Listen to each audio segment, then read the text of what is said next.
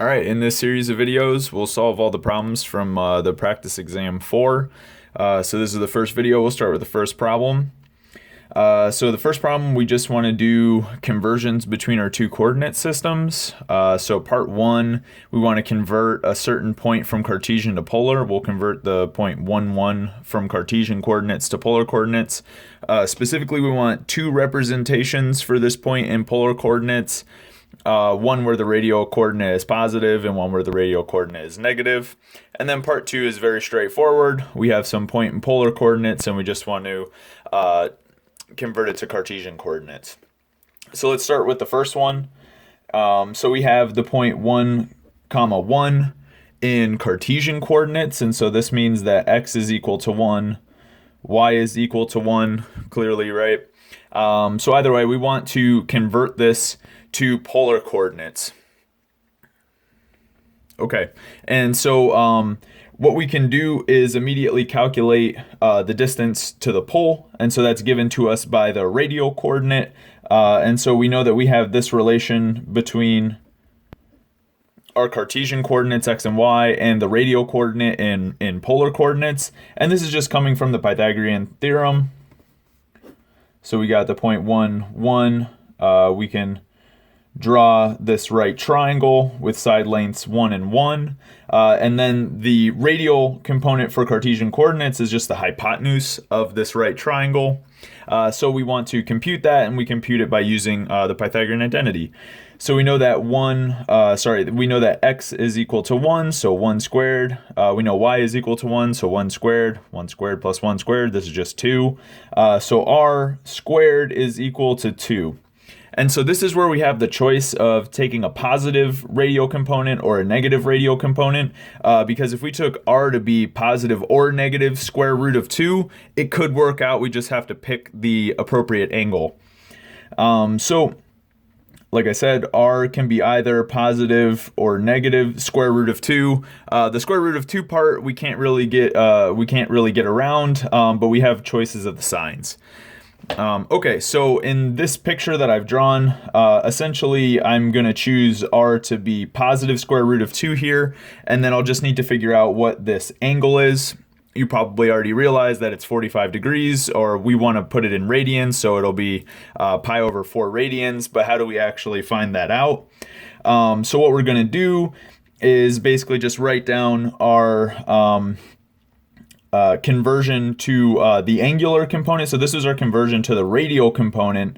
And so we have two equations essentially that will tell us about the radial component. Well, really 3 if you consider the ones involving sines, cosines, and tangents.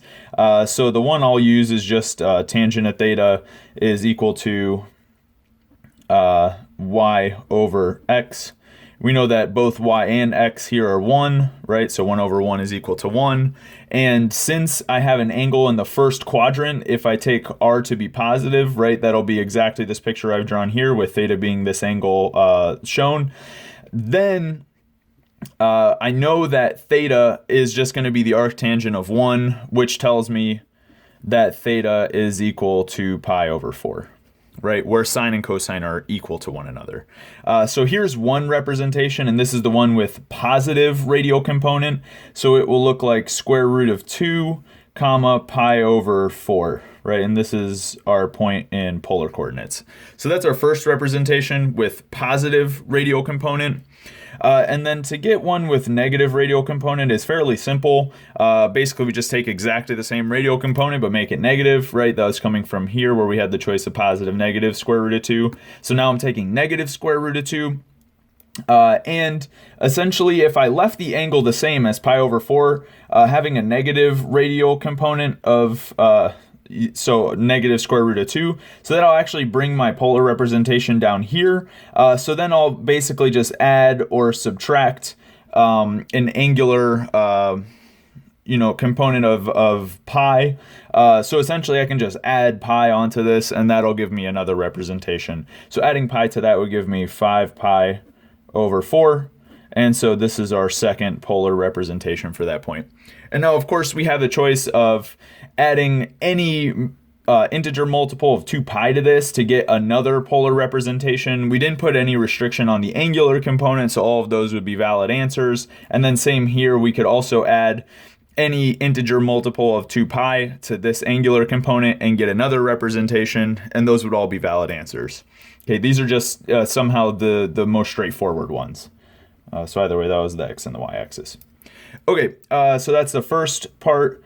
Second part is very, very straightforward. So we have the point 2 comma negative pi over 6.